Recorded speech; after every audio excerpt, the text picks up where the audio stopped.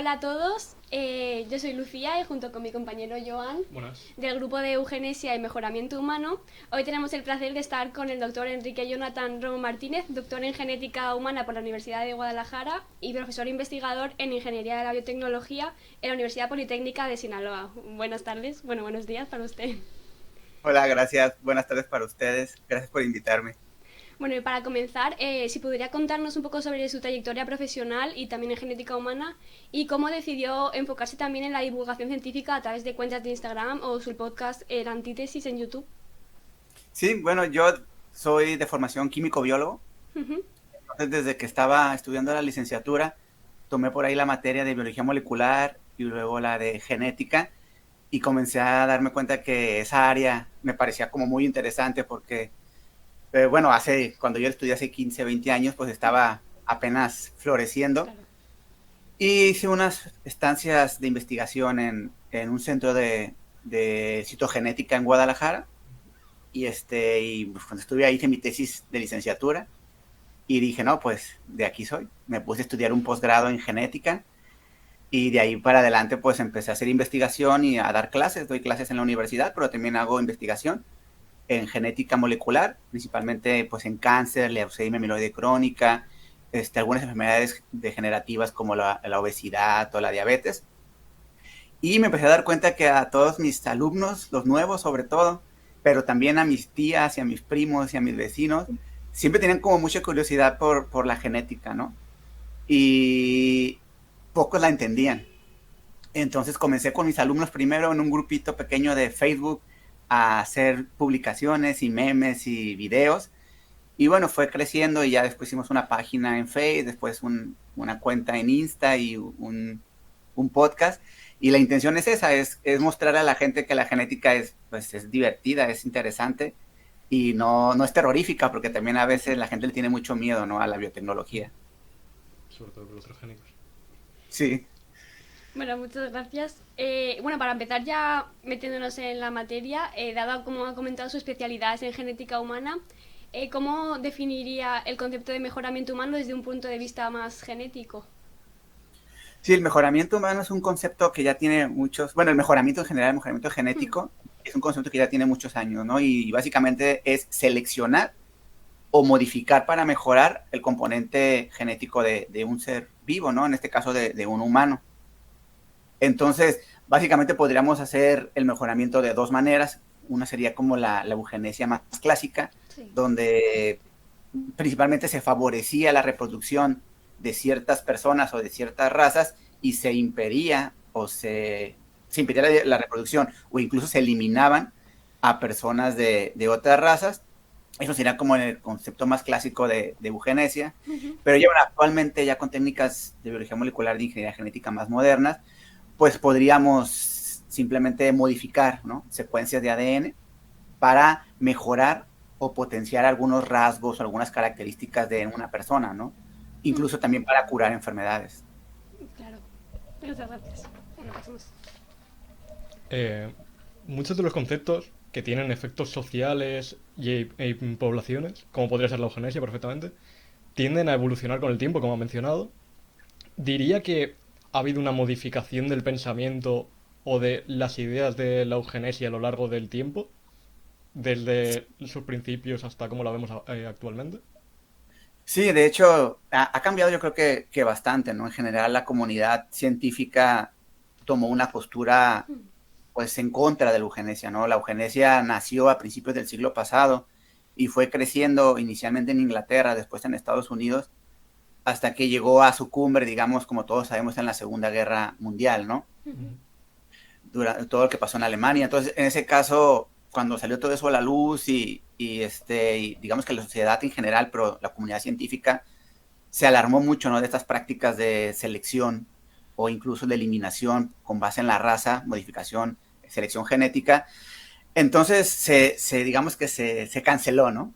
O sea, fue cancelada y nadie quería saber nada de mejoramiento genético, de eugenesia, porque esa eugenesia original, les digo, tiene algunas características que era, por ejemplo, que era coercitiva, ¿no? Es decir, generalmente el gobierno o alguna institución obligaba a la población a caer en medidas eugenésicas, ¿no? Ya sea pues esterilizando a alguien o favoreciendo la reproducción de alguien.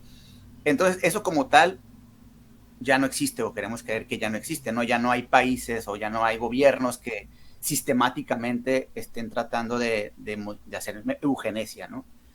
Sin embargo, sería muy inocente decir que la eugenesia desapareció por completo, ¿no? La eugenesia de alguna manera ha cambiado y ha evolucionado con la sociedad, y ahora tenemos conceptos que podríamos discutir si son o no eugenesia, ¿no? Que hablamos, por ejemplo, de las técnicas de edición genética como CRISPR, no sé, el diagnóstico genético preimplantacional, la terapia génica. ¿Qué tanto ese tipo de conceptos podrían llamarse eugenesia, ¿no? Y hay discusión sobre eso. Hay un grupo de personas que consideran que al no ser coercitiva y no ser obligada por el gobierno, pues ya no se le debe de llamar eugenesia. Sin embargo, hay otro grupo de personas que dicen, no, espérate, o sea, no porque no sea obligatoria va a dejar de ser eugenesia. Al final de cuentas estamos buscando la mejora de la raza humana.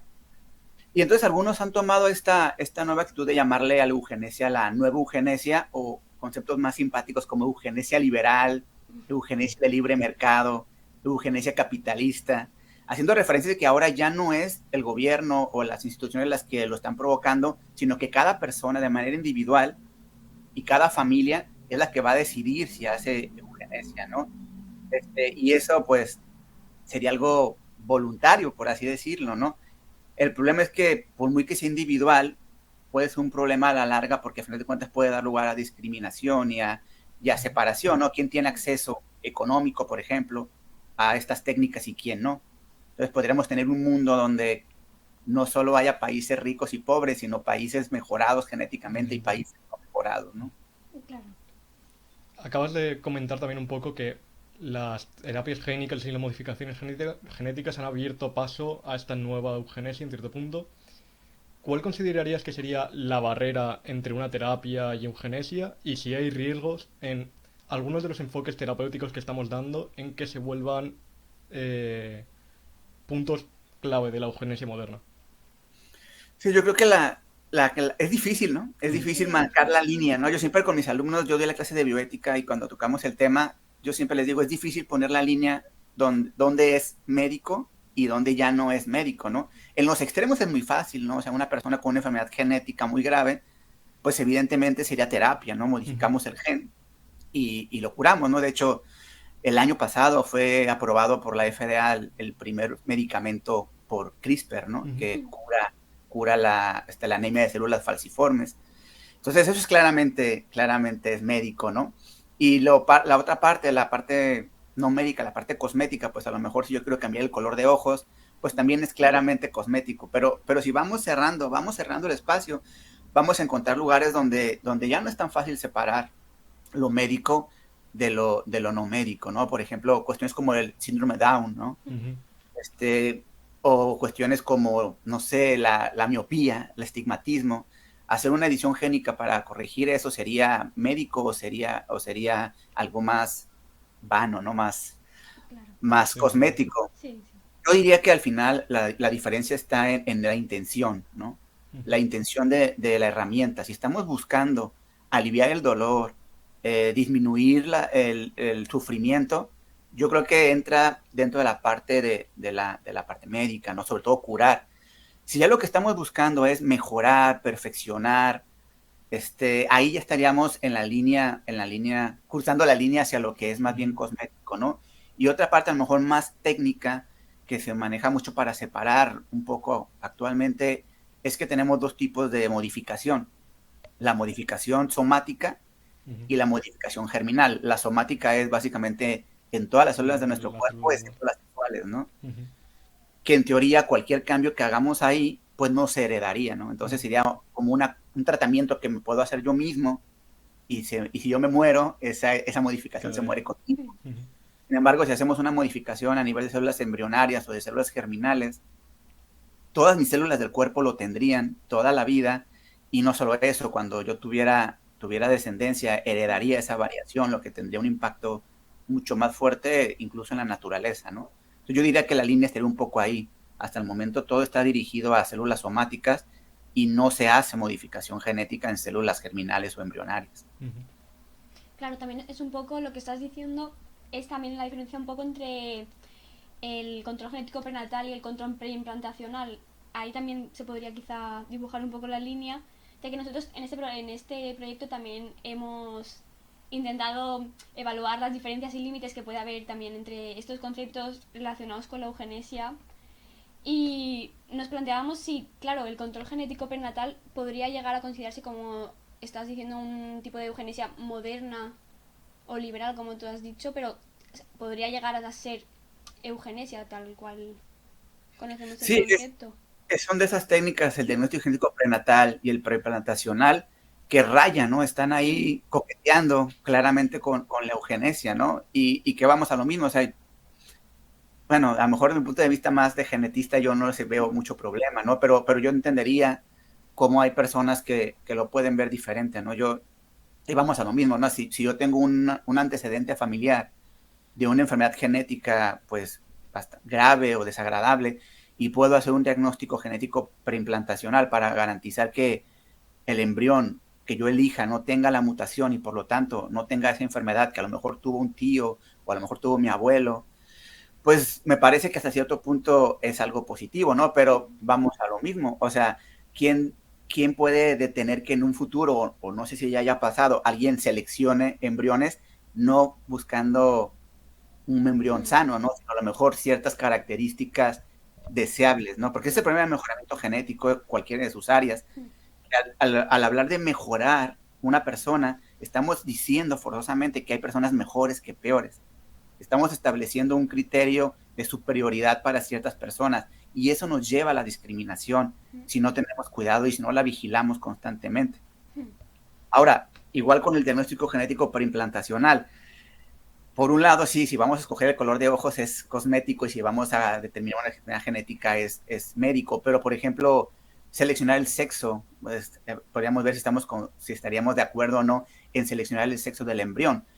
¿Entraría en médico o entraría en algo no médico, no? Tendría que ver la intención, ¿no? Por eso tiene que ver mucho la ética de la persona y la moral social, ¿no? Si tú quieres una niña porque consideras que quieres un niño porque consideras que las niñas son inferiores, pues evidentemente eso ya es eugenésico, estamos entrando en selección.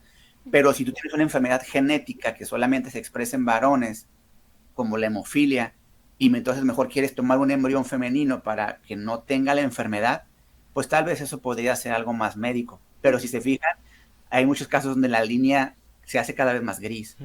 Sí, claro, también es mucho, como estás comentando, la intención que haya detrás, lo que puede llegar a marcar en qué se basa esa decisión. Y también, bueno, aparte de por qué una persona puede estar tomando esa decisión, supongo que deberá haber un papel fundamental detrás de todo eso en comités de bioética o las instituciones públicas que deberían quizás regular o establecer los criterios sobre los que se deban basar estos tipos de tratamientos. ¿Qué opina al respecto? Sí, es totalmente indispensable que todas las instituciones médicas y educativas que hagan este tipo de investigación hagan comités de ética pues multidisciplinarios con diferentes puntos de vista, no que todos sean genetistas o no que Claro. todos sean biólogos, sino buscar diferentes puntos de vista para tratar de discutir estos temas, porque al final, si bien todos los países o la mayoría de los países están comenzando a legislar este tipo de procedimientos o ya lo están legislando, la realidad es que cuando hablamos de biotecnología en general, las leyes siempre van a ir detrás de la ciencia, ¿no? O sea, la ciencia va más rápido que las leyes. No pueden legislar algo que no existe. Claro. Entonces, mientras no salga el primer clon humano, pues no tiene ningún sentido legislar los derechos de los clones humanos, ¿no? Entonces la ciencia siempre va a ir adelante y las leyes siempre van a ir un poco correteándonos. Entonces, por eso es importante que como comunidad científica nosotros creamos en la importancia de los comités de ética, ¿no? Y se hagan con responsabilidad y discutamos estas cosas, ¿no? En las escuelas, en los hospitales, discutir cuándo sí, cuándo no, establecer límites profesionales para que, pues, no tomemos el camino a la oscuridad, ¿no? Lamentablemente la genética humana, pues tiene ese oscuro pasado de la eugenesia del siglo pasado y no tenemos que descuidarnos porque en cualquier momentito podríamos acabar de ese lado otra vez. Y ahora Sí. que estamos hablando un poco de leyes, quería preguntarte también si consideras que las leyes que se han ido aprobando ahora recientemente, tanto en países bueno, en países tanto europeos, asiáticos como del norte y del sur de América, considera que estas leyes protegen contra el desarrollo de ideas eugenésicas. Pues yo creo que intentan, ¿no? O sea, yo pienso que en la mayoría de los países, unos de manera más acelerada que otros, están tratando de regular ese tipo de procedimientos. En especial, en gran parte del mundo está prohibida la investigación o la terapia génica, ese tipo de cuestiones en células embrionarias, ¿no? Ujú. Que es el límite donde todavía no pasamos, ¿no? Por ejemplo, pues la clonación terapéutica está en investigación, pero la clonación reproductiva, pues igual en ningún lado se permite, ¿no? Entonces, los países hacen lo que pueden. Sin embargo, lo que les decía, la verdad es que los científicos somos los que debemos de desarrollar un sentido de ética profundo para saber cuáles son nuestros límites, ¿no? Porque al final hay casos ya, ¿no? Hay documentales en Netflix de gente que hizo fraudes con células madre y que pues solamente uno sabe lo que hace en el laboratorio, ¿no? Entonces, si bien las leyes están ahí para crear un marco regulativo, nosotros tenemos también que tomar la responsabilidad de saber hasta dónde llegar o no. Eh, yo pienso que mientras, por ejemplo, CRISPR se vaya haciendo algo más común, que cada vez vemos más aplicaciones de CRISPR, eso va a favorecer a que las leyes comiencen en diversos países, a comenzar a controlar un poco más estos temas, ¿no? Porque CRISPR tiene la característica de ser una técnica bastante sencilla en comparación a lo que había antes, bastante eficiente y bastante tentadora, ¿no? O sea, Ujú. da muy buenos resultados. Hasta el momento ha dado muy buenos resultados cualquier tipo de organismo donde se ha intentado. Entonces yo creo que el nacimiento de CRISPR y la explosión que está teniendo va a forzar a los países a comenzar a incrementar la regulación de ese tipo de técnicas. Y echando un poco la vista hacia atrás, el- la eugenesia muchas veces se ha visto evidentemente usada para eventos discriminatorios o para generar prejuicios sociales o tratar de justificar estos mismos. ¿Cómo cree que la ciencia, en este caso la ciencia genética moderna, debería imponerse para evitar que se vuelvan a reproducir este tipo de dinámicas sociales?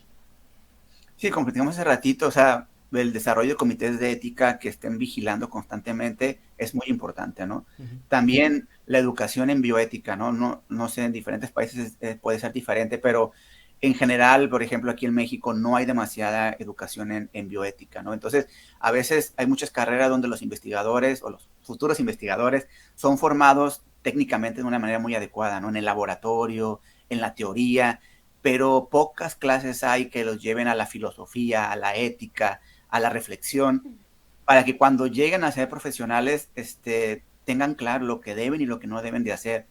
Tal vez en las escuelas nos enseñan mucho cómo hacer las cosas y lo que podemos hacer, pero nos deberían de enseñar más lo que no debemos hacer, plantearnos criterios personales para saber yo hasta aquí llego, ¿no?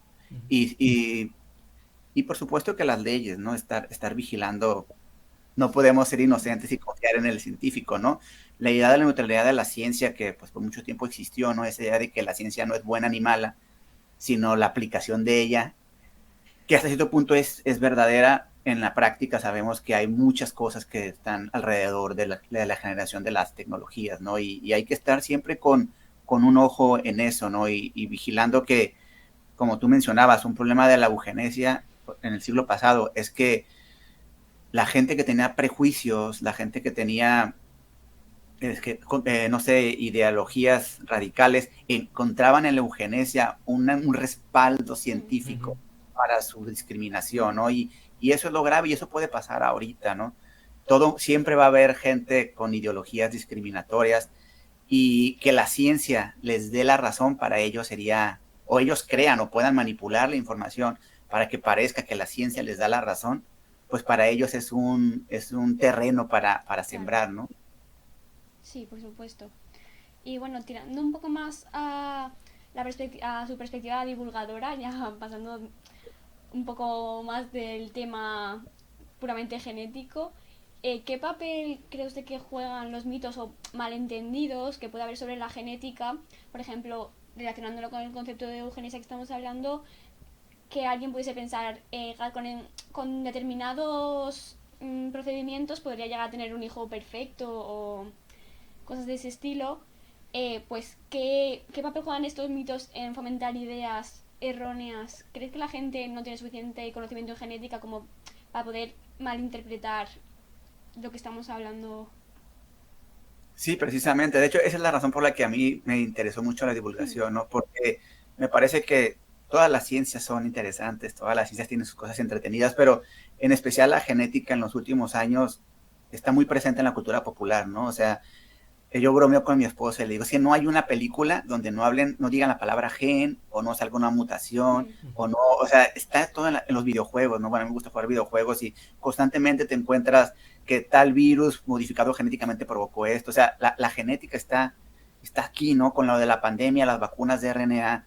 O sea, la genética está muy presente en la sociedad, pero no hay mucha información. No hay mucha información correcta porque vivimos en la época, como le llaman, de la posverdad, donde tenemos mucha información gracias a las redes, pero al mismo tiempo es difícil saber cuál información es correcta e incorrecta de tanta información que recibimos, ¿no? Y eso hace que mucha gente o le tenga miedo a la genética y piense que no, los transgénicos van a provocar cáncer, no, la edición genética va a producir super soldados y escucha uno eso, ¿no? Ay, la clonación no, porque van a crear clones para sacarle los órganos. Son cosas que a mí me ha dicho personas que conozco, ¿no? Por ser genetista llegan y me preguntan ese tipo de cuestiones y yo les digo, no, es que no es así, la genética no es para tenerle miedo, o sea, la genética ha llevado a muchos avances médicos, a muchos avances tecnológicos y la importancia de a lo mejor conocer un poquito más de ese ADN y de cómo funciona sería muy positivo para todos, ¿no? Y que no todos son mutantes, no todos son monstruos, ¿no? También generan vacunas, generan medicamentos, generan muchas cosas que son positivas para la sociedad. Claro, y también evitaría caer un poco en malinterpretaciones de noticias en los diferentes medios, sobre todo. Claro, porque muchas veces las noticias las hacen pues gente que sabe de noticias, ¿no? Que sabe de ciencia, ¿no? Y ellos lo que buscan es una noticia llamativa, una noticia interesante. Y a veces pudieran modificar un poco lo que el investigador quiso decir para hacerlo más llamativo, pero en ese proceso hacerlo alarmista o hacerlo amarillista, ¿no? Por supuesto. Y ese es el problema, que el amarillismo y el alarmismo nos pueden llevar a condiciones equivocadas, ¿no? Y otra cosa, nos pueden llevar a la sobresimplificación, ¿no? A veces podemos pensar equivocadamente que, vamos a hacer más inteligente a la persona poniéndole un gen, ¿no? Vamos a hacer más fuerte a la persona poniéndole un gen. Y la verdad es que no funciona así. O sea, en biología los genes generalmente no actúan de manera individual, ¿no? Las características que vemos son el resultado del trabajo conjunto de muchos genes que interactúan y además del medio ambiente donde vivimos. Entonces, en verdad debería de ver la gente que es poco probable que se hagan, al menos en este momento, modificaciones, ese tipo de modificaciones como de inteligencia, de cuestiones físicas, porque son muy complejas desde el punto de vista biológico. Es sencillo aplicar técnicas de mejora genética a enfermedades, a cierto tipo de enfermedades, las enfermedades que a lo mejor son monogénicas, ¿no? Y enfermedades que un gen está dañado, es más fácil curar ese gen que te cura la enfermedad a tratar de mover todo un conjunto de genes que tienen que ver con la inteligencia o con la estructura. Claro. Entonces tal vez nos estamos alarmando, al menos de momento, más de lo que podemos hacer en el laboratorio. Bueno, y finalmente, para acabar con la entrevista, ¿qué mensaje o qué consejo daría, bueno, ya ha comentado varios, daría a sus seguidores o alumnos jóvenes científicos con respecto al desafío en los desafíos que se encuentran ahora en la genética humana y sobre la eugenesia? Yo creo que les diría que la genética es muy bonita, ¿no? Además estarán llegando en un buen momento porque desciframos el genoma humano hace un par de décadas, pero todavía no sabemos para qué funciona gran parte de él, entonces hay mucho por descubrir. Además, tecnológicamente hablando, estarían entrando en el punto ideal, ¿no? Porque con el nacimiento de CRISPR, ahora ya se comienza a ver posible lo que yo cuando era estudiante parecía ciencia ficción, ¿no? Yo a mis alumnos les pongo una película que se las recomiendo que se llama Gattaca, que yo la vi cuando estaba, me parece que en la prepa, y era una película de ciencia ficción, o sea, sobre producir humanos mejorados genéticamente, ¿no? Y parecía algo imposible. Y ahora, unos cuantos décadas después, con CRISPR todavía no estamos ahí, tal vez ni siquiera estamos cerca, pero ya se ve, ya se puede ver la meta, ¿no? Ya la modificación genética está a la vuelta de la esquina. Entonces, entrar a la genética ahorita es entrar en un momento donde va a crecer muchísimo, ¿no? Y de parte de la eugenesia, pues entender eso, ¿no? Entender que ser científico de cualquier área tiene una responsabilidad con la sociedad, de informar, de trabajar con ética, y sobre todo los que trabajamos en el área de la salud y en específico en el área de la genética, tenemos una responsabilidad con el paciente y con la sociedad de que nuestra investigación siempre tenga el objetivo de buscar un beneficio social, ¿no? Un beneficio para el paciente, un beneficio para la gente en general, y no enfocar nuestra mente a lo mejor en buscar, como decíamos, disfrazar mis prejuicios de ciencia, ¿no? Los prejuicios son prejuicios y nunca van a ser ciencia. Y la eugenesia antigua demostró que eso era, ¿no? La eugenesia original solo eran prejuicios disfrazados de ciencia.